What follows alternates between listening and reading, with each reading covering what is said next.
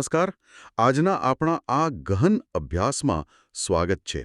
શું આપણે ક્યારે એવું વિચાર્યું છે કે 1800ની સાલનો કોઈ જૂનો પ્રાચીન ગ્રંથ આજના આપણા સતત સ્ક્રોલિંગ, એન્ઝાઇટી અને ભટકતા મનનો એકદમ સચોટ ઇલાજ બતાવી શકે? હા, મને ખબર છે.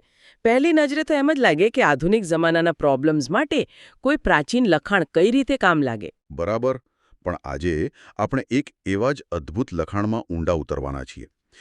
આપણે વચનામૃત નામના ગ્રંથના ગઢડા પ્રથમ પ્રકરણના 32મા વચનામૃતમાં રહેલા જ્ઞાનને ખોલવાનો પ્રયાસ કરીશું. આ કોઈ સામાન્ય ધાર્મિક કથા નથી. બિલકુલ નહીં. આ તો ખરેખર માનવ મનોવિજ્ઞાન અને ફોકસ એટલે કે એકાગ્રતા પરનો એક માસ્ટર ક્લાસ છે. અને આ ગ્રંથની સૌથી રસપ્રદ વાત એ છે કે તે મનને કંટ્રોલ કરવાની કોઈ જાદુઈ કે હવામાં વાતો નથી કરતો. સાચી વાત છે.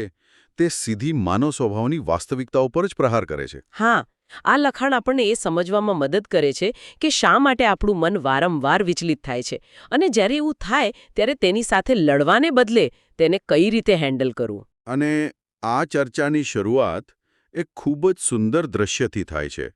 આ લખાણમાં વર્ણન એટલું જીવંત છે કે જાણે આખો સીન આપણે આંખો સામે ભજવાઈ રહ્યો હોય. ચોક્કસ. એ દ્રશ્ય ખરેખર બહુ શાંતિ આપે તેવું છે. હા, એટલે સમય છે સંવત 1877ના પોષવદ ત્રીજોનો. શિયાળાની સવાર છે. ગઢડામાં દાદા ખાચરના દરબારમાં શ્રીજી મહારાજ બિરાજમાન છે. અને વાતાવરણ એકદમ શાંત છે.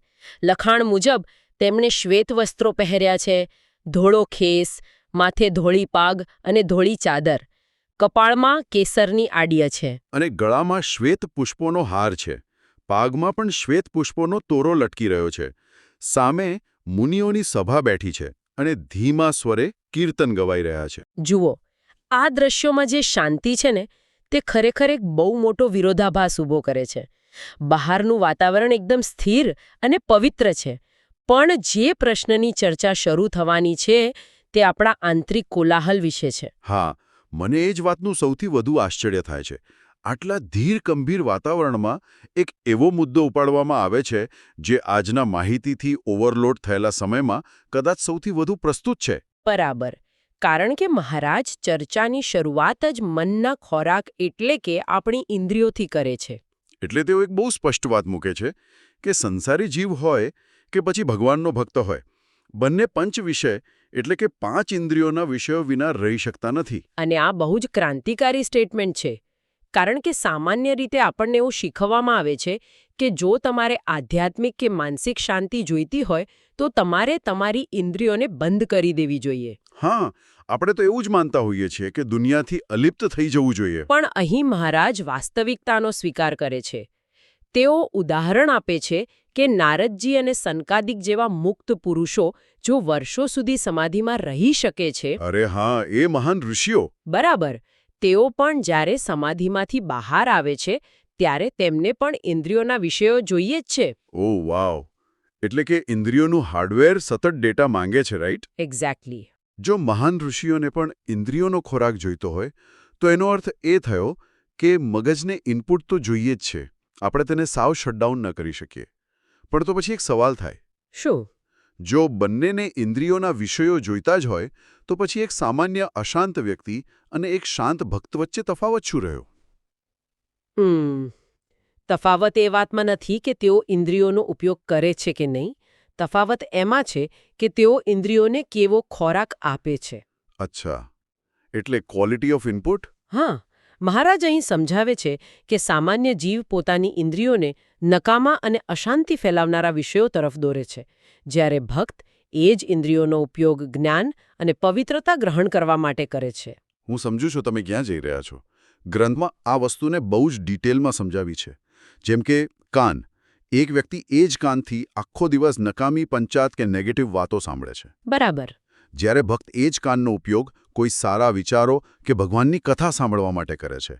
આંખથી કોઈ સારા અને પવિત્ર દર્શન કરવા, જીભથી ભગવાનના ગુણ ગાવા કે સારો ખોરાક લેવો. અને આ જ રીતે ત્વચા અને નાકનો પણ ઉલ્લેખ છે. સ્પર્શ દ્વારા પવિત્રતાનો અનુભવ કરવો અને સુગંધ દ્વારા શાંતિ પામવી.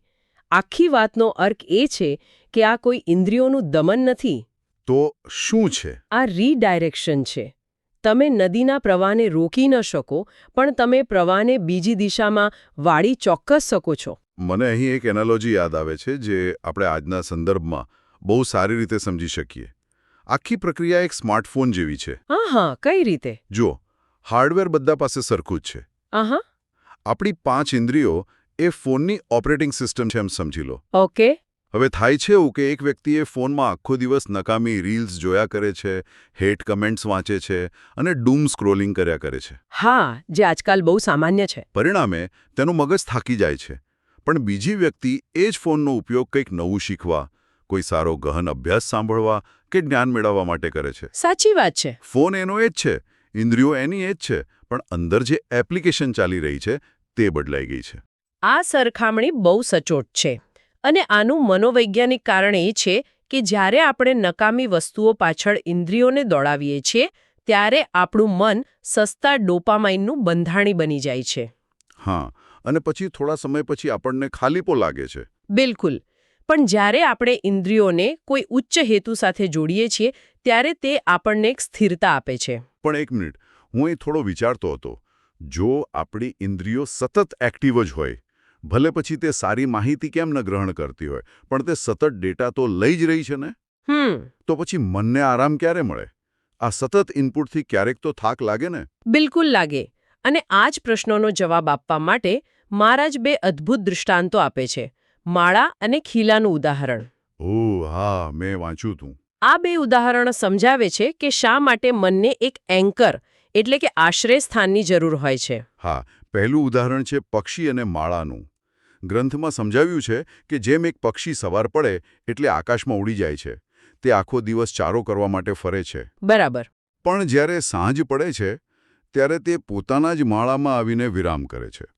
તે ગમે ત્યાં રાત નથી વિતાવતું. તેવી જ રીતે વ્યક્તિએ પણ સારા વિચારો રૂપી ચારો કરીને અંતે પોતાના આધ્યાત્મિક આધાર કે ભગવાનના સ્વરૂપરૂપી માળામાં જ આવીને વિરામ કરવો જોઈએ. અને બીજું ઉદાહરણ છે ધણિયાતા ઢોર અને હરાયા ઢોરનું. હા, એ સમજાવો ને જરા. જુઓ, જે ધણિયાતું ઢોર છે એટલે કે જેનો કોઈ માલિક છે, તે ગાય કે ભેંસ આખો દિવસ સીમમાં ચરવા જાય છે, પણ સાંજે તે બરાબર પોતાના ખીલે પાછું આવી જાય છે. તેની પાસે પાછા ફરવાનું એક સરનામું છે. ઓકે. પણ પેલું જે હરાયું એટલે કે રખડતું ઢોર છે, જેનો કોઈ ખીલો નથી, તે ગમે ત્યાં કોઈના પણ ખેતરમાં ઘૂસી જાય. પરિણામ શું આવે? કાં તો ખેતરનો માલિક તેને મારે, અથવા જો તે જંગલમાં જાય તો કોઈ વાઘ તેને ફાડી ખાય. એક્ઝેક્ટલી. પણ મને અહીં થોડો વિરોધ નોંધાવવાનું મન થાય છે. આજના જમાનામાં જ્યારે આપણે વ્યક્તિગત સ્વતંત્રતાની આખી દુનિયા ખૂંદી વળવાની વાતો કરીએ છીએ, ત્યારે આ ખીલે બંધાઈ રહેવું એ થોડું સંકુચિત નથી લાગતું? એવો વિચાર આવવો સ્વાભાવિક છે. શું આનો અર્થ એવો છે કે નવી વસ્તુઓ શોધવા જવી જ નહીં? એક જ જગ્યાએ કે એક જ વિચારધારા સાથે બંધાઈ રહેવું, આ તો જાણે ગળામાં પટ્ટો બાંધવા જેવી વાત થઈ ગઈ. હું સમજુ છું. અને ઘણા લોકોને આ ઉદાહરણ પરથી આવું લાગી શકે. પણ જો આપણે એ મિકેનિઝમને ધ્યાનથી સમજીએ તો વાત સાવ અલગ છે. આ ઉદાહરણ નવી શોધખોળની મનાઈ નથી કરતું. કઈ રીતે? તમે જુઓ, પક્ષી આખો દિવસ આકાશમાં ઉડાન ભરે જ છે. ગાય આખો દિવસ સીમમાં ચરવા જાય છે. વાત નહીં ફરવાની નથી. વાત છે પાછા ફરવા માટેનું એક સરનામું હોવાની. અચ્છા, એટલે કે એક સેફ હોમ બેઝ. હા, એક સાયકોલોજીકલ હોમ બેઝ. વિચારો કે જો જીવનમાં કોઈ પણ પ્રકારનો આધાર જ ન હોય, ભલે તે આધ્યાત્મિક હોય, નૈતિક હોય કે વૈચારિક હોય, તો શું થાય? તો આપણે ભટકી જઈએ. બરાબર. આજના સમયમાં માહિતીનો એટલો મોટો ધોધ વહી રહ્યો છે કે જો આપણી પાસે પાછા ફરવાનું કોઈ કેન્દ્ર ન હોય, તો આપણે પેલા હરાયા ઢોર જેવા બની જઈએ. આપણે દરેક ટ્રેન્ડ પાછળ દોડીએ, દરેક નવી માહિતીને પચાવવા મથીએ. અને અંતે બર્નઆઉટનો શિકાર બનીએ. હા, ગ્રંથમાં જે વાઘ ખાઈ જાય એવું રૂપક વાપર્યું છે, તે આજના સંદર્ભમાં આપણી એન્ઝાઇટી, ડિપ્રેશન અને માહિતીના ઓવરલોડમાં આપણું ખોવાઈ જવું જ છે. વાહ, આ બહુ ડીપ છે. એટલે કે ખીલો એ કોઈ જેલ નથી, પણ એ વાઘથી બચવાનું કવચ છે. એ ખીલો આપણને બાંધતો નથી, પણ છૂટા પડ્યા પછી પાછા ક્યાં આવવું એ દિશા આપે છે. જો કોઈ બાઉન્ડ્રી જ ન હોય તો સ્વતંત્રતા જ આપણો થાક બની જાય છે. એકદમ સાચી વાત. અને એ થાકમાંથી બચવા માટે જ એક માળો કે ખીલો જરૂરી છે, જ્યાં મન આવીને કહી શકે કે બસ હવે અહીં મારે કશું પ્રોસેસ નથી કરવાનું, અહીં હું સુરક્ષિત છું. ઓકે, આ આખી વાત લોજિકલી બહુ જ સરસ લાગે છે. પણ ચાલો આપણે પ્રેક્ટિકલ રિયાલિટીની વાત કરીએ. આપણે નક્કી કર્યું કે હા ભાઈ, આપણી પાસે એક માળો છે, આપણે ત્યાં શાંતિથી બેઠા છીએ. પણ શું ખરેખર મન ત્યાં શાંતિથી બેસે છે? એ જ તો મોટો પ્રશ્ન છે ને. અને આ ગ્રંથની સૌથી મોટી ખૂબી જ આ જ છે. તે આ વાસ્તવિકતાથી ભાગતો નથી. આ ચર્ચામાં આગળ એક બહુ જ રસપ્રદ વળાંક આવે છે. હા, આપણે જોયું કે કેવી રીતે સવારની સભામાં માળા અને ખીલાની વાત થઈ. હવે એ જ ગ્રંથમાં એ જ દિવસે બપોરનો સમય થાય છે. હમ દાદા ખાચરના દરબારમાં લીમડાના ઝાડ નીચે ફરીથી સભા ભરાય છે. અને અહીં બે મોટા સંતો, દીનાનાથ ભટ્ટ અને બ્રહ્માનંદ સ્વામી, એક એવો પ્રશ્ન પૂછે છે જે આપણા સૌના મનમાં ચાલતો હોય છે. તેઓ શું પૂછે છે? તેઓ એકદમ પ્રામાણિકતાથી પૂછે છે કે કોઈ વાર તો ભગવાનના ભજન સ્મરણમાં ખૂબ આનંદ આવે છે, મન એકદમ એકાગ્ર થઈ જાય છે. પણ કોઈ વાર એવું થાય છે કે અંતર ઢોળાઈ જાય છે, એટલે કે મન એકદમ અશાંત થઈ જાય છે. ત્યારે ભજન કરવાનું જરાય સુખ આવતું નથી. આવું કેમ? આ પ્રશ્ન સાંભળીને કેટલી રાહત થાય છે નહીં? હા, ખરેખર. વિચારો, આ કોઈ સામાન્ય માણસો નથી. આ એવા સંતો છે જેમણે પોતાનું આખું જીવન સાધનામાં વિતાવ્યું છે. છતાં તેઓ ખુલ્લા દિલે સ્વીકારે છે કે તેમનું મન પણ ઢોળાઈ જાય છે. એટલે કે ફોકસ ગુમાવવું એ કોઈ મોટું પાપ કે વ્યક્તિગત નિષ્ફળતા નથી. એક્ઝેક્ટલી. આ માનવ મનનું સામાન્ય વિજ્ઞાન છે. મહારાજ આનો જે જવાબ આપે છે તે બહુ સમજવા જેવું છે. તેઓ કહે છે કે આનું કારણ એ છે કે ધ્યાનમાં બેસવાની યુક્તિ એટલે કે ટેકનિક આવડતી નથી. એટલે તરત જ મુક્તાનંદ સ્વામી પૂછે છે કે તો પછી એ યુક્તિ કઈ છે? અને અહીંથી મહારાજ અંતઃકરણના એટલે કે મનના 3 ગુણોનું જે સાયકોલોજીકલ એનાલિસિસ કરે છે તે અદ્ભુત છે. તેઓ સત્વગુણ, રજોગુણ અને તમોગુણની વાત કરે છે. આ 3 ગુણોને આપણે મનની 3 અલગ-અલગ અવસ્થાઓ તરીકે સમજવા જોઈએ, રાઈટ? હા, બિલકુલ. પહેલી અવસ્થા છે સત્વગુણ. મહારાજ સમજાવે છે કે જ્યારે મનમાં સત્વગુણ પ્રવર્તતો હોય ત્યારે અંતઃકરણ એકદમ નિર્મળ હોય છે. હવે આ નિર્મળ હોવું એટલે આજના સંદર્ભમાં શું? નિર્મળ હોવું એટલે તમે પેલી રવિવારની સવારની કલ્પના કરો. જ્યારે તમે જાગો છો ત્યારે મનમાં કોઈ ઉતાવળ નથી.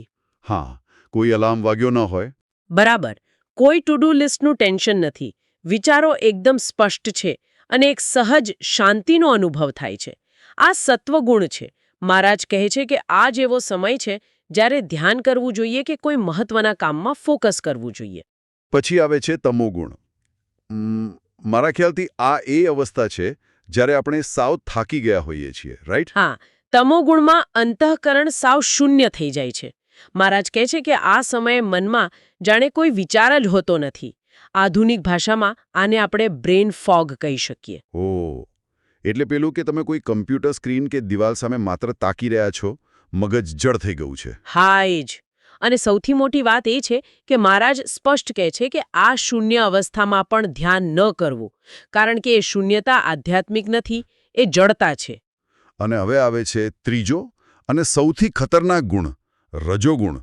ગ્રંથ મુજબ જ્યારે રજોગુણ ચાલતો હોય ત્યારે મનમાં અનેક સંકલ્પ વિકલ્પ એટલે કે વિચારોનું વાવાઝોડું આવે છે. મન એકદમ અશાંત થઈ જાય. એક પછી એક હજારો ઘાટ ઘડાય છે. અને અહીં મહારાજ જે કહે છે ને, તે મારા માટે સૌથી મોટો આંચકો હતો. શું? એવું તો શું કહ્યું છે? અરે, મહારાજ કહે છે કે જ્યારે રજોગુણ ચાલતો હોય ત્યારે ધ્યાન કરવું જ નહીં. આ વાત સામાન્ય સમજણથી સાવ ઉલટી છે. હા, એ તો છે. આપણે અત્યાર સુધી શું શીખ્યા છીએ? કોઈ પણ મોટિવેશનલ સ્પીકર કે સેલ્ફ હેલ્પ પુસ્તકો આપણને એવું જ શીખવે છે કે જ્યારે મન ભટકતું હોય ત્યારે જબરજસ્તીથી તેને પકડીને પાછું લાવવું જોઈએ. કાબૂમાં લેવું જોઈએ. હા, કંટ્રોલ કરવો જોઈએ. પણ અહીં તો સાવ ઉલટું જ કહેવામાં આવ્યું છે કે રજોગુણમાં મનને ફોકસ કરવાનો પ્રયાસ જ ન કરવો. અને હું કહેતી તે ને, આ આખી ચર્ચાની સૌથી મોટી યુક્તિ છે. તમે જ વિચારો, જો એક પાણીનું ખાબોચિયું હોય અને તે ડહોળાયેલું હોય, તમારે તેમાં તમારું પ્રતિબિંબ જોવું છે, તો તમે શું કરશો? હું તો રાહ જોઉં કે શાંત થાય. બરાબર. પણ જો તમે પાણીને સ્થિર કરવા માટે તેમાં હાથ નાખશો તો તે વધુ ડહોળાશે. મનનું પણ એવું જ છે. ઓહ વાવ. જ્યારે રજોગુણનો પવન ફૂંકાતો હોય, વિચારોનું તોફાન ચાલતું હોય, ત્યારે જો તમે જબરદસ્તીથી ધ્યાન કરવાનો પ્રયાસ કરશો તો એ તોફાન વધુ ભયાનક બનશે. તમે વધુ મૂંઝાઈ જશો. તો પછી એવા સમયે કરવું શું? આપણે હાથ જોડીને બેસી રહેવાનું? ના, અહીં મહારાજ રોજબરોજના જે ઉદાહરણો આપે છે તે સમજવા જેવા છે. રજોગુણ વખતે મન કેવું વર્તે છે? તેઓ કહે છે કે તે એક નાના છોકરા જેવું, વાંદરા જેવું, કૂતરા જેવું કે કોઈ બાળકને રમાડનાર જેવું થઈ જાય છે. તે વગર કોઈ કારણે કોઈ પણ પ્રયોજન વિના ચાળા કર્યા કરે છે. આ રૂપકો ખરેખર બહુ પાવરફુલ છે. જો તમારી સામે એક વાંદરો કૂદાકૂદ કરતો હોય અને તમે તેની સાથે લડવા જાઓ તો તે તમને બચકા જ ભરશે ને? હા, એ જ રીતે મન પણ જ્યારે રજોગુણમાં હોય ત્યારે તે વાંદરાની જેમ ભૂતકાળ અને ભવિષ્યની ડાળીઓ પર કૂદ્યા જ કરે છે. હા. અને જો તમે એ વાંદરા સાથે લડવા જશો, એટલે કે તમારા જ વિચારો સાથે બાખડશો, તો તમારી એનર્જી વેડફાશે. એટલે યુક્તિ એ છે કે આવા નકામા વિચારો જોઈને મૂંઝાવું નહીં કે ગભરાઈ ન જવું. હા. ગ્રંથમાં મહારાજ એક બહુ જ મહત્વનું વાક્ય કહે છે. તેઓ કહે છે કે વ્યક્તિએ એમ માનવું જોઈએ કે હું સંકલ્પોથી જુદો છું અને તેનો જાણનારો છું. અરે વાહ! આ વાક્ય સામાન્ય લાગે, પણ આખી સાયકોલોજી આમાં આવી જાય છે. આ ખરેખર બહુ ઊંડી વાત છે. આધુનિક મનોવિજ્ઞાનમાં, ખાસ કરીને CBT એટલે કે કોગ્નિટિવ બિહેવિયરલ થેરપીમાં, આને ડિટેચમેન્ટ અથવા ઓબ્ઝર્વર ઇફેક્ટ કહેવામાં આવે છે. એટલે શું? તેનો અર્થ એ છે કે તમે અને તમારા વિચારો બંને એક નથી. તમારું મન એક સ્ક્રીન છે જેના પર વિચારો રૂપી પિક્ચર ચાલી રહ્યું છે અને તમે થિયેટરમાં બેઠેલા એક પ્રેક્ષક છો. એટલે કે જ્યારે મન વાંદરાવેડા કરતું હોય, ગુસ્સો આવતો હોય કે એન્ઝાયટી થતી હોય, ત્યારે તેને રોકવાને બદલે માત્ર એક સાક્ષી બનીને દૂર ઊભા રહીને તેને જોવું, તેને રિએક્ટ ન કરવું. હા, માત્ર તેને નિહાળવું. અને જ્યારે તમે તમારા જ વિચારોને કોઈ પ્રતિક્રિયા આપ્યા વિના માત્ર જોયા કરો છો, ત્યારે ધીમે ધીમે એ રજોગુણનો વેગ શમી જાય છે. એ વાંદરો થાકીને બેસી જાય છે. સાચી વાત છે. અને ગ્રંથ કહે છે કે જ્યારે એ વેગ મટી જાય, મન પાછું સત્વગુણમાં આવે, ત્યારે જ ફરીથી ધ્યાન ધરવું કે ફોકસ કરવું. આ કોઈ બળજબરી નથી, આ મનનું ડીકોડિંગ છે. આ ખરેખર એક માસ્ટરપીસ છે. તો જો આપણે આપણા આજના આ ગહન અભ્યાસમાંથી મુખ્ય મુદ્દા તારવીએ તો આપણે બહુ જ મહત્વની 3 વસ્તુઓ શીખ્યા. બરાબર. પહેલી એ કે ઇન્દ્રિયોને મારવાની નથી, પણ તેનું રૂપાંતરણ કરવાનું છે. તેને યોગ્ય અને પવિત્ર ખોરાક આપવાનો છે, જેથી આપણું મગજ સકારાત્મક રીતે વાયર થાય. અને બીજી વસ્તુ, જીવનમાં માળા અને ખીલા જેવો એક આધ્યાત્મિક કે વૈચારિક આધાર રાખવો ખૂબ જ જરૂરી છે.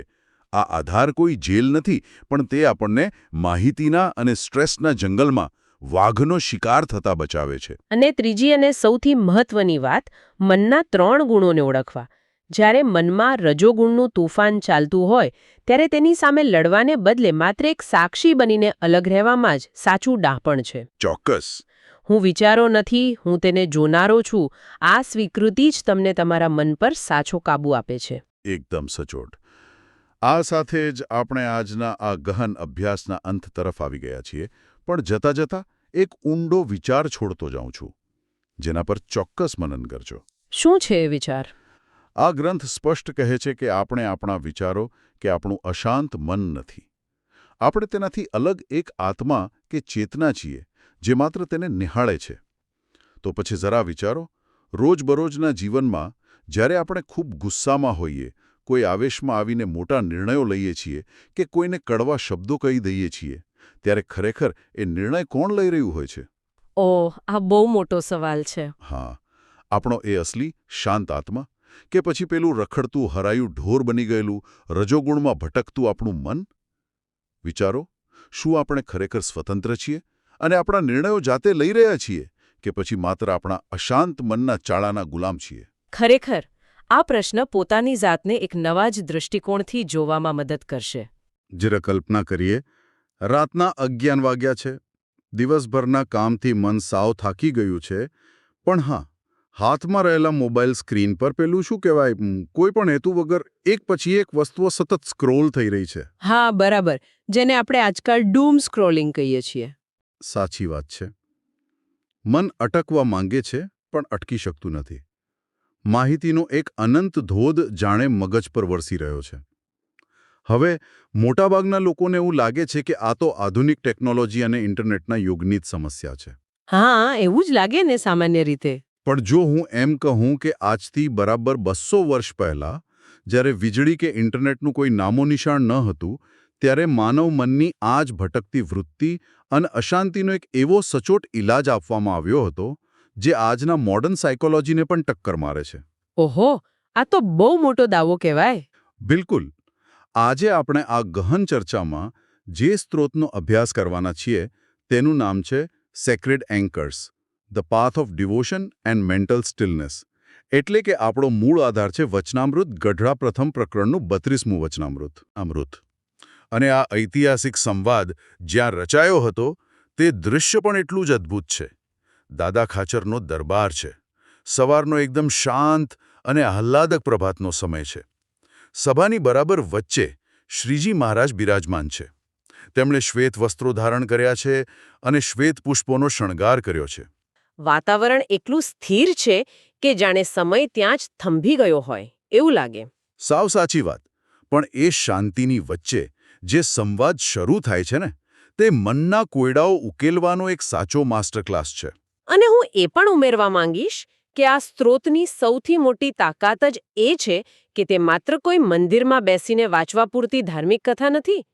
જો આપણે તેને બારીકાઈથી સમજીએ તો આજના સમયમાં ઇન્ફોર્મેશન ઓવરલોડ વચ્ચે જીવતા કોઈપણ માણસ માટે આ એક અત્યંત વ્યવહારુ મનોવૈજ્ઞાનિક માર્ગદર્શિકા છે. એટલે કે આ કોઈ હવાઈ ફિલસૂફી નથી એમ. જરાય નહીં. આ આજના સ્ટ્રેસ અને એન્ઝાયટીથી ભરેલા જીવનનો એક નક્કર અને પ્રેક્ટિકલ ઉકેલ છે. અને એટલે જ આપણા રોજિંદા જીવનમાં જે કોઈ પણ વ્યક્તિ સતત વિચારોના વંટોળનો સામનો કરે છે અથવા એકાગ્રતા જાળવવામાં મુશ્કેલી અનુભવે છે તેમના માટે આ ચર્ચા એક આહા મોમેન્ટ બની રહેશે. તો ચાલો કથા પ્રવાહમાં આગળ વધીએ. સવારની આ સભામાં શ્રીજી મહારાજ પોતે જ એક બહુ ગહેન પ્રશ્ન પૂછે છે. હા, શું પૂછે છે? તેઓ કહે છે કે આ સંસારમાં કોઈ પણ જીવ પંચ વિષય વિના જીવી શકતો નથી. પંચ વિષય એટલે શબ્દ, સ્પર્શ, રૂપ, રસ અને ગંધ. એટલે કે આ 5 ઇન્દ્રિયોના વિષયો વિના જીવવું અશક્ય છે. ખરેખર આ વિચારધારા આધ્યાત્મિક જગતમાં એક બહુ મોટી ક્રાંતિ છે, કારણ કે દુનિયાભરના મોટાભાગના પ્રાચીન માર્ગોમાં એક જ વાત પર ભાર મૂકવામાં આવતો હતો. કઈ વાત પર? એ જ કે જો આધ્યાત્મિક બનવું હોય તો ઇન્દ્રિયોનું સંપૂર્ણ દમન કરવું પડે. એટલે કે આંખો બંધ કરી દો, કાન બંધ કરી દો, બધું જ છોડી દો. પણ અહીં એકદમ અલગ અભિગમ છે. હા, અહીં વિમુખ જીવ અને હરિભક્ત વચ્ચેનો ભેદ બહુ જ વૈજ્ઞાનિક રીતે સમજાવ્યા છે. વિમુખ જીવ એટલે જે માત્ર આ ભૌતિક સુખોમાં ડૂબેલો છે. બરાબર. અને મહારાજ સમજાવે છે કે ઇન્દ્રિયોને મારવાની નથી, પણ તેની દિશા બદલવાની છે. વિમુખ જીવ જે ઇન્દ્રિયોથી સંસાર ભોગવે છે, સાચા ભક્તે એ જ ઇન્દ્રિયોથી ભગવાનનો આનંદ લેવાનો છે. આજ તો પેલી દિવ્ય પંચ વિષયની વિભાવના છે ને જે સ્ત્રોતમાં બહુ સુંદર રીતે વર્ણવવી છે. આંખ છે તો તેનાથી ભગવાનના દર્શન કરવા, કાન છે તો તેનાથી આધ્યાત્મિક કથા સાંભળવી. સાચી વાત.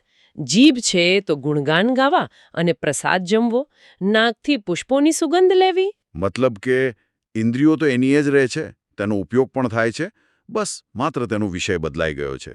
અને સ્ત્રોતમાં તો ત્યાં સુધી લખ્યું છે કે મોટા મુક્ત પુરુષો પણ આ દિવ્ય પંચ વિષય વિના રહી શકતા નથી. આની પાછળનું મનોવિજ્ઞાન બહુ જ જબરદસ્ત છે. આપણું મન ક્યારેય વેક્યુમમાં કે શૂન્યાવકાશમાં જીવી શકતું નથી. તેને સતત કોઈને કોઈ ઇનપુટ જોઈએ જ છે. એટલે જો આપણે તેને સારો ખોરાક ન આપીએ તો તે સ્વાભાવિક રીતે જ નકારાત્મક વિષયો તરફ ખેંચાઈ જશે. એટલે મુક્ત પુરુષો પણ ઇન્દ્રિયોને ભૂખી મારવાને બદલે તેને અતિ શુદ્ધ અને સકારાત્મક ખોરાક આપે છે. હા, વાત સાંભળીને મને આજના ડિજિટલ ડિટોક્સના ટ્રેન્ડની યાદ આવી ગઈ. આપણે અચાનક જ બધા સોશિયલ મીડિયા એકાઉન્ટ ડિલીટ કરી નાખીએ, ફોન બંધ કરી દઈએ, ઇન્દ્રિયો પર જબરદસ્તી કાબૂ મેળવવાનો પ્રયાસ કરીએ. હા, અને પછી થોડા દિવસમાં એટલું ફ્રસ્ટ્રેશન આવે કે ડબલ સ્પીડથી પાછા એ જ આદત પર આવી જઈએ. બિલકુલ એવું જ થાય. આ તો એવી વાત થઈ કે જાણે એક બહુ મોટી નદી વહી રહી હોય અને આપણે તે વહેતી નદી પર સીધો જ કોન્ક્રીટનો બંધ બાંધીને તેના પાણીને રાતોરાત રોકવાનો પ્રયાસ કરીએ. અરે બાપરે, તો બંધ તૂટી જ જાય ને. હા, પાણીનું દબાણ વધતું જશે અને એક દિવસ ભયંકર વિસ્ફોટ સાથે બંધ તૂટશે અને પૂર આવશે. પણ એના બદલે જો આપણે તેજ વહેતા પાણીને એક સુંદર નહેર દ્વારા ખેતરો તરફ વાળી દઈએ તો વિનાશના બદલે લીલોતરી થશે. બહુ જ સરસ ઉદાહરણ આપ્યું તમે. તો મારો પ્રશ્ન એ છે કે મનોવૈજ્ઞાનિક રીતે જોઈએ તો ઇન્દ્રિયોનું જબરદસ્તી દમન કરવા કરતાં તેનું દિશા પરિવર્તન એટલે કે રીડાયરેક્શન શા માટે હંમેશા વધુ સફળ રહે છે? જુઓ, જ્યારે આપણે કોઈ વસ્તુનું દમન કરીએ છીએ ને ત્યારે મગજ ખરેખર તેના પર જ સૌથી વધુ ફોકસ કરે છે. અચ્છા, એ પેલી લાલ વાંદરાવાળી વાત. હા, બરાબર. કોઈ તમને કહે કે 5 મિનિટ માટે લાલ વાંદરા વિશે નથી વિચારવાનું તો મગજમાં સૌથી પહેલો વિચાર એનો જ આવશે. દમન કરવાથી મનની અંદર બહુ મોટું ઘર્ષણ ઊભું થાય છે. એટલે મન બળવો કરે છે એમને. હા, પણ જ્યારે દિશા પરિવર્તન કરવામાં આવે, જેમ મહારાજે પંચ વિષયનું આધ્યાત્મીકરણ કરવાનું કહ્યું, ત્યારે મનને ઉચ્ચ કક્ષાનો વિકલ્પ મળે છે. મનોવિજ્ઞાનની ભાષામાં આને સબ્લિમેશન કહેવાય છે. ઊર્જા એ જ રહે પણ લક્ષ્ય બદલાઈ જાય. આ ખરેખર બહુ જ પાવરફુલ કોન્સેપ્ટ છે. પણ હવે આનાથી આગળનો પ્રશ્ન ઊભો થાય છે. જો આપણે આપણી ઇન્દ્રિયોનો ઉપયોગ સક્રિય રીતે કરી જ રહ્યા છીએ તો પણ મનને સતત સક્રિય તો ન જ રાખી શકાય ને? ના જ રાખી શકાય. મનને વિરામ તો જોઈએ જ. બરાબર. મનને ભટકતું અટકાવવા કોઈ હોમ બેઝ કે સુરક્ષિત સ્થાનની જરૂર તો પડે જ. અને અહીંથી જ આપણા સ્ત્રોતના બે અદ્ભુત દૃષ્ટાંતો આવે છે. પહેલું દૃષ્ટાંત છે પક્ષી અને માળાનું. આ બહુ જ સરળ છટા ઊંડું રૂપક છે. પક્ષી આખો દિવસ માળામાં બેસી નથી રહેતું. તે સવારે આકાશમાં ઉડાન ભરે છે, ખોરાક શોધે છે. પણ સાંજ પડે એટલે? સાંજ પડે એટલે તે આખા જંગલમાં ભટકવાને બદલે સીધું પોતાના માળામાં જ પરત ફરે છે. કારણ કે ત્યાં તેને સંપૂર્ણ સુરક્ષા મળે છે. અને સ્ત્રોત મુજબ ભક્તે પણ આવું જ કરવાનું છે. દિવસ દરમિયાન પોતાની ફરજો બજાવવાની છે, પણ અંતે જ્યારે મનને શાંત કરવાનો હોય ત્યારે ભગવાનની મૂર્તિરૂપી માળામાં જ મનને વિરામ આપવાનો છે. બિલકુલ.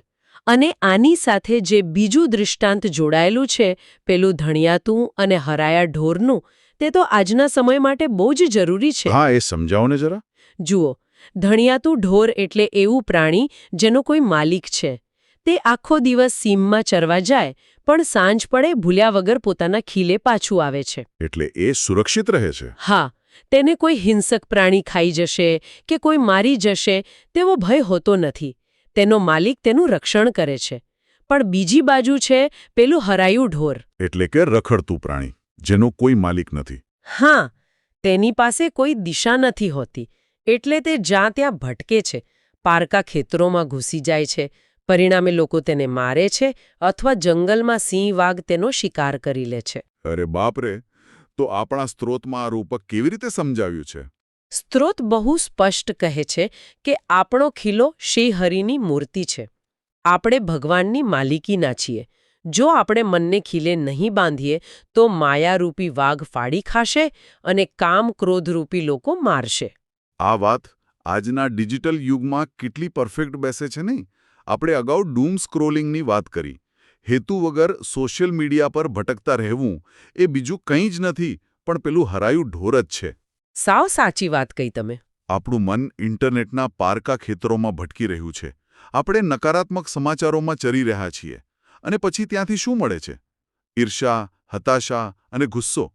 આ બધું જ પેલી લાકડીઓ છે જે આપણા મનને ફટકારી રહી છે. હા, અને જ્યારે મન પાસે પોતાનો કોઈ એન્કર કે ખીલો નથી હોતો ત્યારે તે બહારના વાતાવરણ અને સોશિયલ મીડિયાના એલ્ગોરિધમ્સનો ગુલામ બની જાય છે. એટલે આપણું મન આપણા કંટ્રોલમાં નથી રહેતું એમ? બિલકુલ નથી રહેતું. આ એલ્ગોરિધમ્સ ડિઝાઇન જ એવી રીતે થયા હોય છે કે તે તમારા મનમાં અતૃપ્ત ઈચ્છાઓ અને ક્રોધ પેદા કરે. હરાયા ઢોરની જેમ મન દરેક નવા સેન્સેશન પાછળ દોડે છે અને થાકી જાય છે. એટલે જ માનસિક ખીલો હોવો બહુ જરૂરી છે, જેથી દુનિયાની ગમે તેટલી માહિતી આવે પણ અંતે મન એ ખીલે જઈને શાંત થઈ શકે. હા, પણ અસલી પ્રેક્ટિકલ સમસ્યા તો હવે શરૂ થાય છે. શું સમસ્યા? આપણે ખીલો તો શોધી લીધો ને? હા, પણ જ્યારે આપણે ખરેખર એ ખીલે બેસીને ધ્યાન કરવાનો પ્રયાસ કરીએ છીએ ત્યારે આપણું મન શાંત થવાને બદલે ભયંકર તોફાની ચઢે છે. અરે હા, આંખો બંધ કરીએ એટલે આખી દુનિયાના એવા વિચારો આવે જે કદાચ આંખ ખુલ્લી હોય ત્યારે પણ ન આવતા હોય. બરાબર. અને સૌથી રસપ્રદ વાત એ છે કે આ સમસ્યા માત્ર આપણી નથી, બપોરની સભામાં દીનાનાથ ભટ્ટ અને બ્રહ્માનંદ સ્વામી બરાબર આ જ સળગતો પ્રશ્ન પૂછે છે. અચ્છા, શું પૂછે છે તેઓ? તેઓ મહારાજને પૂછે છે કે ક્યારેક ધ્યાનમાં બહુ આનંદ આવે છે, પણ ક્યારેક અંતર એટલું ઢોળાઈ જાય છે કે ભજનમાં જરાય સુખ નથી આવતું. આવું કેમ થાય છે? બહુ જ રિલેટેબલ પ્રશ્ન છે આ તો. હા, અને મહારાજ જે ઉત્તર આપે છે ને તે આજના મોડર્ન સાયકોલોજીને પણ પાછળ રાખી દે તેવો છે. તેઓ કહે છે કે સમસ્યા ધ્યાનમાં નથી, પણ મૂર્તિ ધારવાની યુક્તિ એટલે કે ટેકનિકમાં છે. તો એ ટેકનિક ખરેખર છે શું? મહારાજ મન પર રાજ કરતા 3 ગુણોનું વિજ્ઞાન સમજાવે છે: સત્વગુણ, રજોગુણ અને તમોગુણ. આ ત્રણેયમાં શું ફરક છે? પહેલો છે સત્વગુણ. જ્યારે મનમાં એકદમ શાંતિ હોય, કોઈ ઉચાટ ન હોય, મહારાજ કહે છે કે આવા સમયે જ ભગવાનનું ધ્યાન કરવું જોઈએ. એ તો સમજાય એવું છે. અને તમોગુણ? તમોગુણ એટલે જ્યારે મન ભારેખમ હોય, આળસ કે ઊંઘ આવતી હોય. આવા સમયે ધ્યાન ન કરવું, નહીંતર માત્ર ઊંઘ જ આવશે. અને ત્રીજો ગુણ? ત્રીજો અને સૌથી મહત્વનો છે રજોગુણ. એટલે જ્યારે મનમાં વિચારોનું વાવાઝોડું ચાલતું હોય, જાતજાતના બિનજરૂરી વિચારો સતત આવતા હોય, મગજ એકદમ હાઇપર એક્ટિવ સ્ટેટમાં હોય. તો આવા સમયે શું કરવાનું? મહારાજ બહુ સ્પષ્ટ કહે છે કે જ્યારે આવું ભયંકર વાવાઝોડું ચાલતું હોય ત્યારે ધ્યાન કરવાનો આગ્રહ જરાય ન રાખવો. અરે, એક મિનિટ, ઊભા રહો. મને અહીં થોડું કન્ફ્યુઝન છે. હા, પૂછો ને. આપણે હંમેશા એવું સાંભળ્યું છે કે ધ્યાનનો મુખ્ય હેતુ જ આ અશાંત મનને શાંત કરવાનો છે, બરાબર ને? તો પછી જ્યારે મન સૌથી વધુ અશાંત હોય ત્યારે જ ધ્યાન કરવાનું બંધ કરી દેવું, એ થોડી વિરોધાભાસી વાત નથી લાગતી? હા, મોટાભાગના લોકોને આવું જ લાગે છે. એટલે આ તો એવી વાત થઈ કે કોઈ બીમાર હોય ત્યારે જ દવા લેવાની ના પાડી દેવી. જો વાવાઝોડું હોય ત્યારે ધ્યાન ન કરીએ તો એ શાંત કેવી રીતે થશે? આ બહુ જ વ્યાજબી મૂંઝવણ છે. પણ રજોગુણમાં ધ્યાનનો આગ્રહ છોડવાનો અર્થ હાર માનવી એવો બિલકુલ નથી. મહારાજ સમજાવે છે કે મનનો મૂળ સ્વભાવ અત્યંત ચંચળ છે, એક વાંદરા જેવો. અચ્છા, વાંદરા જેવો? હા. હવે વિચારો કે એક વાંદરો ભયંકર તોફાન મચાવી રહ્યો છે. જો તમે તેને પકડીને જબરદસ્તી એક જગ્યાએ બેસાડવાનો પ્રયાસ કરશો તો શું થશે? તે વધારે તોફાન કરશે, કદાચ મને બચકા પણ ભરે. બિલકુલ. મનનું પણ એવું જ છે. જ્યારે વિચારોનું તોફાન હોય ત્યારે તમે તેની સાથે જેટલી લડાઈ કરશો, તેને રોકવાનો જેટલો પ્રયાસ કરશો, વિચારો એટલા જ બમણા વેગથી તમારા પર હુમલો કરશે. તો પછી જ્યારે મનમાં આવું તોફાન ચાલતું હોય ત્યારે ખરેખર કરવું શું જોઈએ? લડવાનું નહીં તો બીજું શું? અને અહીં જ આખી ચર્ચાનો સૌથી ક્રાંતિકારી કન્સેપ્ટ આવે છે: સાક્ષી ભાવ. મહારાજ કહે છે કે આવા બેકાબૂ વિચારો આવે ત્યારે કચવાઈ જવું નહીં, ફક્ત એક જ વિચાર કરવો કે આ મન હું નથી, આ સંકલ્પો હું નથી. મતલબ કે હું માત્ર તેને જોનારો છું એમ. હા, હું તો આત્મા છું, આ વિચારોનો માત્ર સાક્ષી છું. જ્યારે તમે વિચાર સાથે લડો છો ત્યારે મગજ વધુ સ્ટ્રેસ પેદા કરે છે. પણ જ્યારે તમે માત્ર એક નિરીક્ષક બની જાઓ છો ત્યારે મન આપોઆપ શાંત પડવા લાગે છે. એટલે પેલું રેલવે પ્લેટફોર્મ જેવું, આપણે ઊભા હોઈએ અને માલગાડીના ડબ્બા પસાર થતા હોય, આપણે ખાલી જોવાનું છે, અંદર બેસી નથી જવાનું. બહુ જ પરફેક્ટ ઉદાહરણ. જ્યારે મનનો એ રજોગુણનો વેગ શાંત થાય અને સત્વગુણ આવે ત્યારે ફરીથી ભગવાનને મૂર્તિ ધારી લેવી. લડવા કરતાં મનને સમજવું વધુ કારગર છે. આ તો ખરેખર આધુનિક માઇન્ડફુલનેસ જેવું જ છે. દાખલા તરીકે ઓફિસમાં કામનું બહુ પ્રેશર હોય. હવે જો વ્યક્તિ એમ વિચારે કે મારે સ્ટ્રેસ નથી લેવો, તો સ્ટ્રેસ વધી જાય. સાચી વાત. પણ જો તે માત્ર એમ વિચારે કે મારા મનમાં સ્ટ્રેસ ચાલી રહ્યો છે, પણ હું પોતે એ સ્ટ્રેસ નથી, હું માત્ર આ વિચારોનો જોનારો છું, તો વિચારો સાથેનું જોડાણ તૂટી જશે. બિલકુલ. વિચારોને શક્તિ આપણા જોડાણથી જ મળે છે. જો આપણે આખા અભ્યાસનું સંકલન કરીએ તો 3 અગત્યની વસ્તુઓ તારવી શકીએ. કઈ 3 વસ્તુઓ? પહેલું, ઇન્દ્રિયોનું દમન કરવાને બદલે તેને સકારાત્મક દિશા આપવી. બીજું, મનને સ્થિર કરવા ભગવાનને મૂર્તિરૂપી ખિલ્લો શોધવો. જેથી આપણે હરાયા ઢોર ન બની જઈએ. હા, અને ત્રીજું, મન સાથે યુદ્ધ કરવાને બદલે 3 ગુણોના સમયચક્રને સમજીને સાક્ષીભાવ કેળવું. આ જ વાત આજની ચર્ચાની સૌથી મોટી જીવનલક્ષી ઉપયોગિતા છે. આ માત્ર જૂના સમયના સંતોની વાત નથી. આજે આપણામાંથી જે કોઈ વ્યક્તિ માહિતીના અતિરેક વચ્ચે માનસિક શાંતિ ઝંખે છે, તેના માટે આ એક પ્રેક્ટિકલ બ્લુપ્રિન્ટ છે. ચોક્કસ.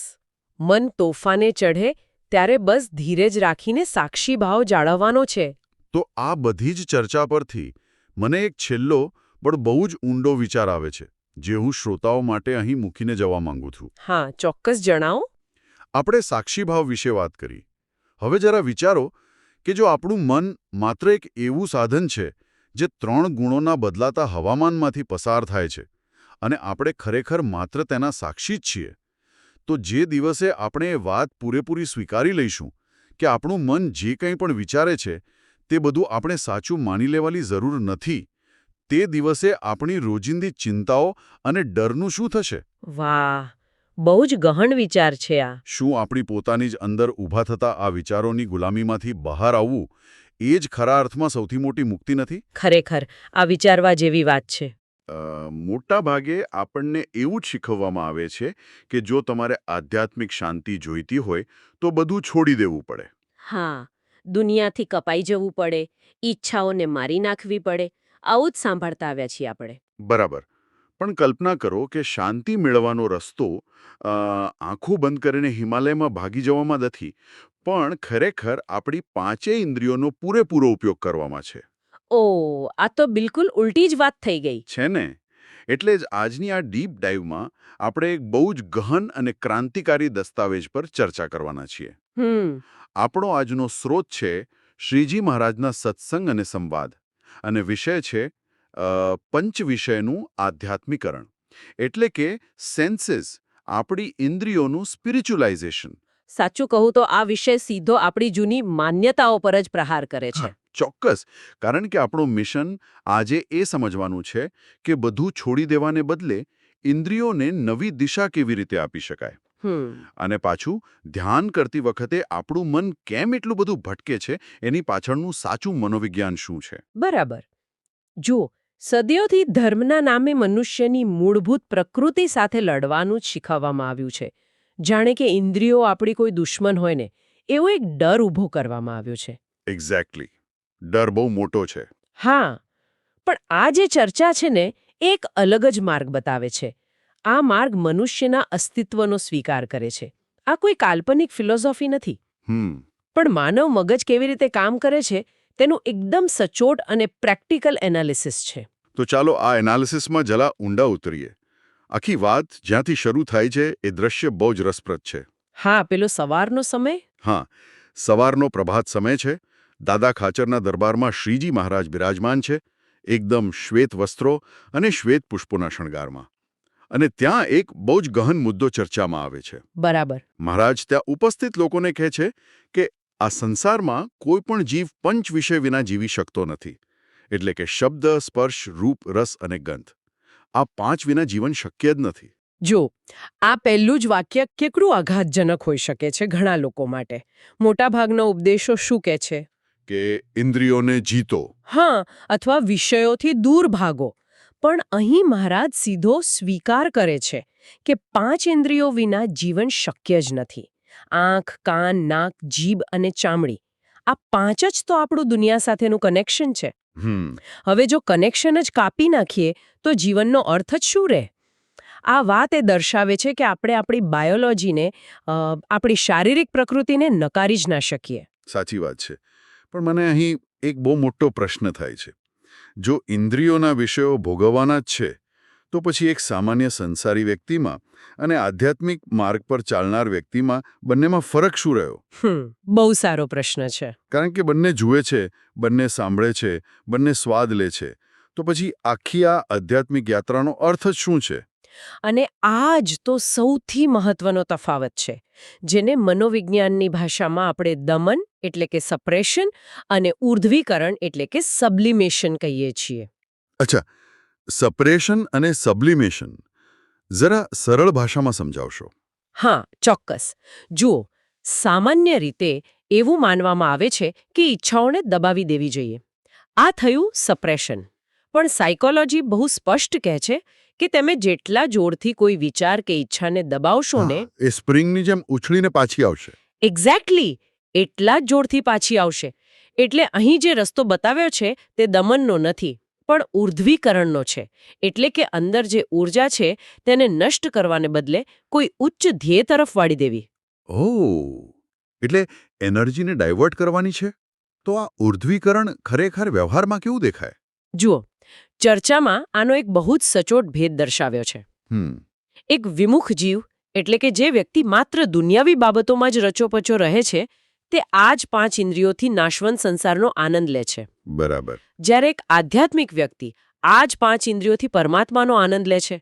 ઉદાહરણ તરીકે જોઈએ તો કાનથી કોઈ ગપશપ સાંભળવાને બદલે જ્ઞાનની વાતો સાંભળવી.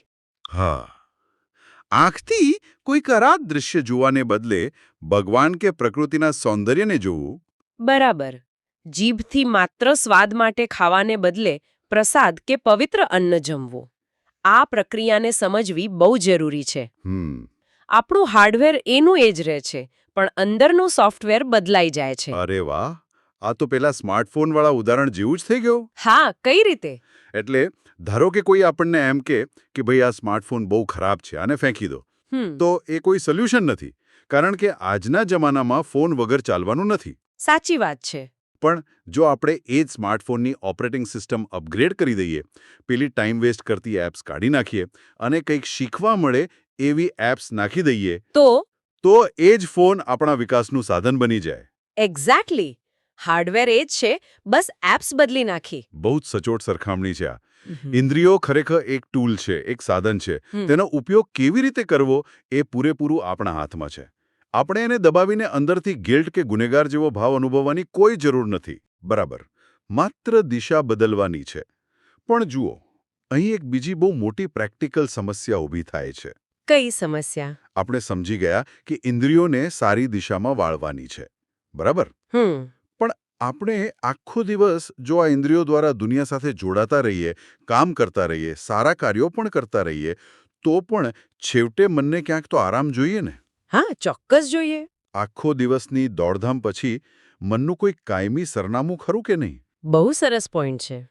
અને આ મુદ્દાને સમજાવવા માટે જ સ્રોતમાં 2 અત્યંત વ્યવહારુ અને ઊંડા અર્થવાળા દૃષ્ટાંતો આપ્યા છે. હા, પહેલી વાત છે પક્ષી અને માળાની. હા, આ પક્ષીનું દૃષ્ટાંત મનની ભટકવાની વૃત્તિને બહુ સુંદર રીતે રજૂ કરે છે. એ દૃષ્ટાંત કંઈક આવું છે કે જેમ એક પક્ષી સવારે પોતાના માળામાંથી ઉડીને આકાશમાં દૂર દૂર સુધી ચણ ચરવા જાય છે, એ આખો દિવસ ગમે ત્યાં ફરે, પણ રાત પડે એટલે તે ક્યાંય બીજે રોકાઈ જતું નથી. ના, એ ભૂલ્યા વગર પોતાના માળામાં જ પાછું આવે છે. બરાબર.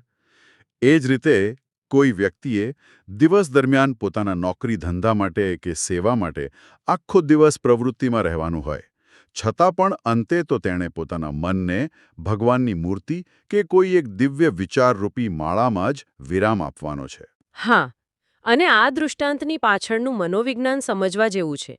જુઓ, પક્ષી આકાશમાં મુક્તપણે ઉડી શકે છે, પણ આકાશમાં તે સૂઈ શકતું નથી. અરે હા, સૂવા માટે તો આધાર જોઈએ. બરાબર. આરામ કરવા માટે તેને એક નક્કર આધાર જોઈએ. મનુષ્યનું મન પણ આવું જ છે. તે દિવસભર વિચારો, માહિતી અને પ્રવૃત્તિઓના અનંત આકાશમાં ઉડતું રહે છે. પણ જો રાત્રે તેને શાંત થવા માટે કોઈ સુરક્ષિત સ્થાન, કોઈ માળો ન મળે ને, તો તે થાકી જાય છે અને અંતે ડિપ્રેશન કે માનસિક તણાવનો શિકાર બને છે. તો પછી જો આપણી પાસે આવો કોઈ માળો ન હોય તો શું થાય? મારો કહેવાનો મતલબ કે જો મનને કોઈ આધાર જ ન મળે તો રિયાલિટીમાં એના પરિણામો શું આવે? અને આ સમજાવવા માટે જ પેલું બીજું દૃષ્ટાંત છે, જે કદાચ પક્ષીના દૃષ્ટાંત કરતાં પણ વધુ ગંભીર છે. કયું? પેલું ધણિયાતા ને હરાયા ઢોરનું? હા, ધણિયાતા અને હરાયા ઢોરનું દૃષ્ટાંત. આ બહુ પાવરફુલ છે. એટલે કે જે ઢોરનું કોઈ માલિક છે, જે ધણિયાતું છે, તે આખો દિવસ સીમમાં ચરીને સાંજે પોતાના ખીલે પાછું આવી જાય છે. બરાબર. અને માલિક તેને બાંધી દે છે, એટલે તે સુરક્ષિત રહે છે. હા, પણ જે હરાયું ઢોર છે, એટલે કે માલિક વગરનું રજળતું ઢોર છે, એનો કોઈ ખીલો હોતો નથી. તે જ્યાં ત્યાં ભટકે છે, પારકા ખેતરોમાં ઘૂસીને પાક ખાય છે. અને પરિણામે લોકોના માર ખાય છે. હા, માર ખાય અથવા તો રાત્રે કોઈ હિંસક પ્રાણીનો શિકાર બની જાય છે. જુઓ, અહીં ખીલો એક બહુ જ પાવરફુલ સિમ્બોલ છે. આ દૃષ્ટાંત દ્વારા એવું પૂછવામાં આવ્યું છે કે આપણો ખીલો કયો છે? આપણો ખીલો. હા, જો આપણે કોઈ સર્વોચ્ચ શક્તિને આપણો ખીલો ન બનાવીએ તો આપણે પણ પેલા રજડતા ઢોલ જેવા જ થઈ જઈએ છીએ, જેને કોઈ માલિક નથી, તેને આખી દુનિયા મારે છે. સાચી વાત છે. આધ્યાત્મિક રીતે જોઈએ તો જો મન એ સુરક્ષિત ખીલે ન બંધાય તો માયા કે દુનિયાવી આકર્ષણો રૂપી વાઘ આપણને ખાઈ જાય છે. અરે બાપ રે! અને કામ, ક્રોધ કે ઈર્ષારૂપી લોકો આપણને સતત મારતા રહે છે. મને તો એવું લાગે છે કે આજના આ આધુનિક સમયમાં આ વાત એકદમ સચોટ બેસે છે. કેવી રીતે? એટલે આપણે બધા જ ઇન્ટરનેટ અને સોશિયલ મીડિયા પર લક્ષ્યહીન ભટકતારા પેલા હરાયા ઢોર જેવા જ નથી થઈ ગયા. હા, એક રીતે જોવા જઈએ તો એવું જ છે. આપણી પાસે કોઈ ખીલો જ નથી. આપણે આખો દિવસ માહિતીના જંગલમાં ભટકીએ છીએ, બીજા લોકોના જીવનમાં કે સોશિયલ મીડિયાના ફીડ્સ રૂપી પારકા ખેતરોમાં ડોકિયા કરીએ છીએ. અને છેલ્લે મળે છે શું? સરખામણી, ગુસ્સો, ડિપ્રેશન, આ બધું પેલો વાગ જ છે ને, જે આપણો માનસિક શિકાર કરી રહ્યો છે. બિલકુલ સાચી વાત છે. અને આને જ મોડર્ન સાયકોલોજીની ભાષામાં બિલોંગિંગનેસ અથવા કોઈના હોવાનો ભાવ કહેવામાં આવે છે. ઓહ, એટલે કનેક્શનની ભાવના. હા, આજનો માણસ સંપૂર્ણ સ્વતંત્રતા ઝંખે છે. તેને કોઈના બંધનમાં નથી રહેવું. શરૂઆતમાં આ સ્વતંત્રતા બહુ આકર્ષક લાગે, પણ ધીમે ધીમે આ જ વસ્તુ એક ભયાનક એકલતામાં ફેરવાઈ જાય છે. કારણ કે માણસનું મગજ કોઈક સમુદાય, કોઈ વિચારધારા કે ઉચ્ચ શક્તિ સાથે જોડાયેલું રહેવા માટે જ ડિઝાઇન થયેલું છે. જ્યારે તમે સ્વીકારો છો કે હું કોઈ અગમ્ય શક્તિની માલિકીનો છું, ત્યારે તમારો અહંકાર ઓગળી જાય છે. બરાબર. આ ખીલો એ કોઈ ગુલામી નથી, પણ તે સાગરમાં આવતા તોફાનો સામે રક્ષણ આપતો લંગર છે, એક એન્કર છે. વાહ, આ વિચાર ખરેખર બહુ મોટી માનસિક શાંતિ આપે છે કે આપણને કોઈ સાચવનારું છે. ચોક્કસ. પણ જો આપણે સમજી ગયા કે ઇન્દ્રિયોને સાચી દિશા આપવાની છે, ભટકતા મનને બાંધવા માટે ખીલો શોધવાનો છે, પણ થિયરી અને પ્રેક્ટિકલ વચ્ચે બહુ મોટો તફાવત હોય છે. હા, એ તો છે જ. જ્યારે ખરેખર મનને એક ખીલે બાંધવા બેસીએ, એટલે કે જ્યારે ધ્યાન કરવા કે મેડિટેશન કરવા બેસીએ, ત્યારે બધું ઉલટું જ થાય છે. મન કેમ એટલો બધો બળવો કરે છે? અને આ સંઘર્ષ કોઈ નવો નથી. સદીઓથી આ જ પ્રશ્ન આધ્યાત્મિક માર્ગના પ્રવાસીઓને પજાવતો આવ્યો છે. અને મને આશ્ચર્ય એ વાતનું થયું કે આ ગહેન ચર્ચામાં પણ એ જ દિવસે બપોરની સભામાં આ પ્રશ્ન ઉઠે છે. હા, દીનાનાથ ભટ્ટ અને બ્રહ્માનંદ સ્વામીનો પ્રશ્ન. હા, તેઓ મહારાજને પૂછે છે કે ક્યારેક તો ધ્યાન બહુ સરસ લાગે છે અને આનંદ આવે છે, પણ ક્યારેક અંતર ઢોળાઈ જાય છે ને ભજનમાં સુખ આવતું નથી. આવું કેમ થાય છે? મને એ જાણીને બહુ જ શાંતિ થઈ કે આવા મોટા અને જ્ઞાની લોકોને પણ ધ્યાનમાં ફોકસ કરવાની તકલીફ પડતી હતી. તો આપણે તો સામાન્ય માણસો છીએ. સાચી વાત છે. આ પ્રશ્ન એ દર્શાવે છે કે માનવ મગજની રચના બધા માટે સરખી જ હોય છે. મહારાજ અહીં જે જવાબ આપે છે ને, તે મનોવિજ્ઞાનના પાયાના સિદ્ધાંતો જેવો છે. શું કહે છે મહારાજ? તેઓ બહુ જ સ્પષ્ટતાથી કહે છે કે તમને ધ્યાન કરવાની યુક્તિ એટલે કે સાચી ટેકનિક જ નથી આવડતી. તો એ સાચી ટેકનિક છે શું? મહારાજ અહીં મન પર રાજ કરતા 3 ગુણોની સમજણ આપે છે ને, સત્વગુણ, તમોગુણ અને રજોગુણ. હા, અને આ ત્રણેય ગુણો આપણા મગજના અલગ અલગ સ્ટેટ્સ એટલે કે અવસ્થાઓ છે. ઓકે. આ અવસ્થાઓ સમજ્યા વિના ધ્યાન કરવું એ આંખે પાટા બાંધીને નિશાન લગાવવા જેવું છે. બરાબર. તો પહેલો ગુણ છે સત્વગુણ. હા, સત્વગુણ એ એવી અવસ્થા છે જ્યારે મનમાં સંપૂર્ણ શાંતિ હોય, વિચારો એકદમ સ્પષ્ટ હોય અને અંદરથી પવિત્રતાનો અહેસાસ થતો હોય. મહારાજ કહે છે કે ધ્યાન કરવા માટે આ જ શ્રેષ્ઠ સમય છે. અને બીજો છે તમોગુણ. તમોગુણમાં મન સાવ જડ કે શૂન્ય થઈ જાય છે. શરીરમાં આળસ આવે અને ઊંઘ ઘેરાવા લાગે. હા, ત્યારે તો બગાસા જ આવે. એક્ઝેક્ટલી. એટલે જ્યારે મગજ તમોગુણમાં હોય ત્યારે ધ્યાન કરવાનો કોઈ અર્થ નથી, કારણ કે તમે માત્ર ઊંઘી જ જવાના છો. પણ મને લાગે છે કે સૌથી મોટો ખલનાયક તો પેલો ત્રીજો ગુણ છે, રજોગુણ. અરે બાપરે, હા. જ્યારે મનમાં રજોગુણ વ્યાપી જાય ત્યારે જાણે વિચારોનું વાવાઝોડું શરૂ થઈ જાય. એક પછી એક સતત સંકલ્પો, આયોજનો, ડર, ભૂતકાળના વિચારો બધું મગજમાં ઘુમરાયા કરે. મહારાજની સૌથી ક્રાંતિકારી વાત મને અહીં એ લાગી કે તેઓ કહે છે, આવા રજોગુણના સમયે ધ્યાન કરવાનો બિલકુલ આગ્રહ ન રાખવો. અને આ વાત ખરેખર આપણી પરંપરાગત માન્યતાઓથી સાવ વિપરીત છે. કેવી રીતે? મોટા ભાગે આપણને એવું જ કહેવામાં આવે છે કે ગમે તેટલા વિચારો આવે, તમારે તો મનને જબરજસ્તીથી કાબૂમાં રાખીને બેસી જ રહેવાનું. હા, જકડી રાખવાનું મનને. પણ જો તમે રજોગુણના વેગ વખતે મનને દબાવવાનો પ્રયાસ કરશો ને, તો તમે તમારી પોતાની નર્વસ સિસ્ટમ સામે લડી રહ્યા છો. રજોગુણ એ એવી અવસ્થા છે જ્યાં તમારું મગજ હાઇપર એક્ટિવ છે. આવા તોફાની દરિયામાં નાની હોડી હંકારવાનો પ્રયાસ કરો તો તે ડૂબી જ જવાની છે. તો પછી સવાલ એ થાય કે જો આપણે બળજબરી નથી કરવાની તો રજોગુણમાં કરવાનું શું? વાવાઝોડું ચાલતું હોય ત્યારે હાથ પર હાથ ધરીને બેસી રહેવાનું? ના, એનો પણ રસ્તો છે. આનો જવાબ મહારાજ બહુ જ સુંદર ઉદાહરણથી આપે છે. તેઓ મનને નાના છોકરા, વાંદરા કે કૂતરા સાથે સરખાવે છે. આ ત્રણેયનો સ્વભાવ જ ચંચળ છે, ચાળા કરવાનો છે. જો તમે વાંદરાને પકડીને એક જગ્યાએ શાંતિથી બેસાડવાનો પ્રયાસ કરો તો શું થાય? એ વાંદરો વધારે તોફાન કરશે, બચકા ભરશે અને એકદમ આક્રમક બની જશે. બરાબર. મનનું પણ બરાબર આવું જ છે. જ્યારે તમે તેને બળજબરીથી રોકવાનો પ્રયાસ કરો છો ત્યારે તે બમણા વેગથી તમારા પર ખરાબ વિચારોનો હુમલો કરે છે. સાચી વાત છે. તો જો લડવાનું નથી તો આ વિચારોને રોકવા કેવી રીતે? ગુસ્સો કે ખરાબ વિચારો આવે ત્યારે શું માત્ર તેને જોયા જ કરવાના? અને અહીં જ સાક્ષી ભાવની અત્યંત મહત્વની વિભાવના આવે છે. સાક્ષી ભાવ. હા, મહારાજ જે ઉપાય બતાવે છે તે આજના આધુનિક સાયકોલોજી અને થેરાપીમાં બહુ જ ઊંડાણપૂર્વક ભણાવવામાં આવે છે, જેને માઇન્ડફુલનેસ અથવા કોગ્નિટિવ ડિફ્યુઝન કહેવામાં આવે છે. આ કોગ્નિટિવ ડિફ્યુઝનને જરા સરળ ભાષામાં સમજીએ. આનો અર્થ શું થાય? શું આ માત્ર વિચારોને ઇગ્નોર કરવા જેવું છે? ના, વિચારોને ઇગ્નોર કરવા એટલે તો ફરીથી તેમને દબાવવાનો જ પ્રયાસ કરવો. અચ્છા. કોગ્નિટિવ ડિફ્યુઝન એટલે કે વિચારોથી અલિપ્ત થવાની પ્રક્રિયા, ડિટેચ થવું. સામાન્ય રીતે માણસ અને તેના વિચારો વચ્ચે કોઈ અંતર હોતું જ નથી. જો તમને ગુસ્સાનો વિચાર આવે તો તમે માનો છો કે હું ગુસ્સે છું. જો નિરાશા આવે તો હું નિરાશ છું. પણ સાક્ષી ભાવ એ શીખવે છે કે તમે અને તમારા વિચારો એ બંને સાવ અલગ અલગ એન્ટિટી છે. એટલે હું અલગ અને મારા વિચારો પણ અલગ. બિલકુલ. વિચારો માત્ર વાદળા સમાન છે અને તમારું વાસ્તવિક સ્વરૂપ, તમારો આત્મા, એ આકાશ છે. વાદળા આવે, ઘેરાઈ અને જતા રહે, પણ આકાશ ક્યારેય વાદળા બની જતું નથી. વાહ, બહુ જ સરસ વાત કહી તમે. એટલે મહારાજ જે કહે છે કે આ મન હું નથી, આ સંકલ્પો હું નથી, હું તો આત્મા છું અને આ વિચારોને માત્ર જોનારો છું. બરાબર. આ વાત તો આજની થેરાપી જ છે ને. જ્યારે રજોગુણનો તોફાન ચાલી રહ્યો હોય ત્યારે ખરાબ વિચારોથી કચવાઈ જવાને બદલે માત્ર એક દર્શક બનીને કિનારે ઊભા રહી જવાનું છે. હા, સાક્ષી બનીને. એ વિચારોને જજ નથી કરવાના. બસ એ તોફાન શાંત થાય અને મન ફરી સત્વગુણમાં આવે ત્યારે જ ફરીથી ધ્યાન કરવા બેસવાનું છે. અને આ પ્રક્રિયા કેટલી બળવાન છે તે વિચારી જુઓ. જ્યારે તમે વિચારો સાથે લડવાનું કે તેમાં જોડાવાનું બંધ કરી દો છો ને, ત્યારે તે વિચારોને મળતું ઈંધણ બંધ થઈ જાય છે. હા, ફ્યુઅલ જ નથી મળતું. અને તે પોતાની જાતે જ શક્તિહીન થઈને વિખેરાઈ જાય છે.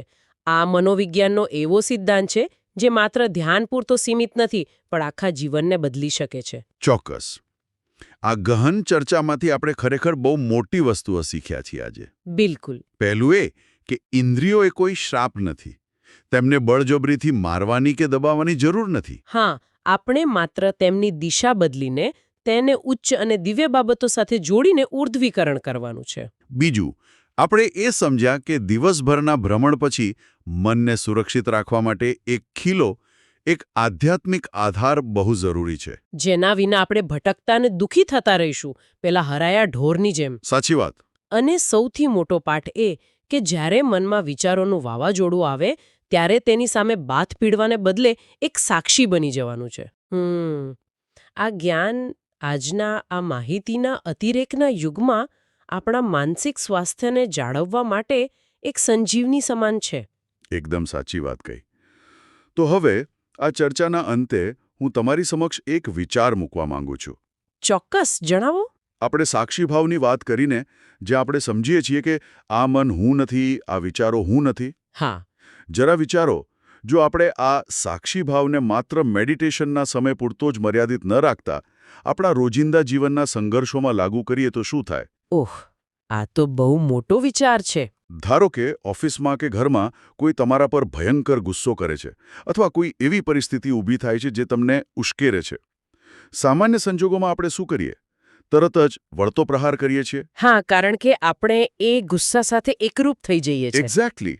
પણ એ જ ક્ષણે જો આપણે એક ઊંડો શ્વાસ લઈને માત્ર 2 સેકન્ડ માટે એવું વિચારી શકીએ કે સામેવાળાનો અને મારો આ બંનેનો ગુસ્સો માત્ર રજોગુણનું પસાર થતું વાવાઝોડું છે. આ ગુસ્સો મારું વાસ્તવિક સ્વરૂપ નથી. હા, હું તો માત્ર આ ઘટનાનો સાક્ષી છું. જો આપણે માત્ર એટલું જ કરી શકીએ તો શું આપણો એ ઝઘડો ત્યાં જ અટકી ન જાય? ચોક્કસ અટકી જાય. શું આ સાક્ષી ભાવની માત્ર એક ક્ષણ આપણા તમામ તૂટતા સંબંધો અને આસપાસની આખી દુનિયાને રાતોરાત બદલી ન શકે? બિલકુલ બદલી શકે. આપણે ઇન્દ્રિયોના સોફ્ટવેરને અપગ્રેડ કરવાની વાતથી શરૂઆત કરી હતી, તો કદાચ આ સાક્ષી ભાવ જ એ સૌથી મોટું અપડેટ છે, જેની આપણા માઇન્ડની ઓપરેટિંગ સિસ્ટમને આજે સૌથી વધારે જરૂર છે. સાચી વાત છે. બહુ જ સુંદર વિચાર. આ વિચાર સાથે આજના આ ગહન અભ્યાસને આપણે અહીં જ વિરામ આપીએ છીએ. જલ્દી જ મળીશું એક નવા વિષય અને નવી ડીપ ડાઇવ સાથે.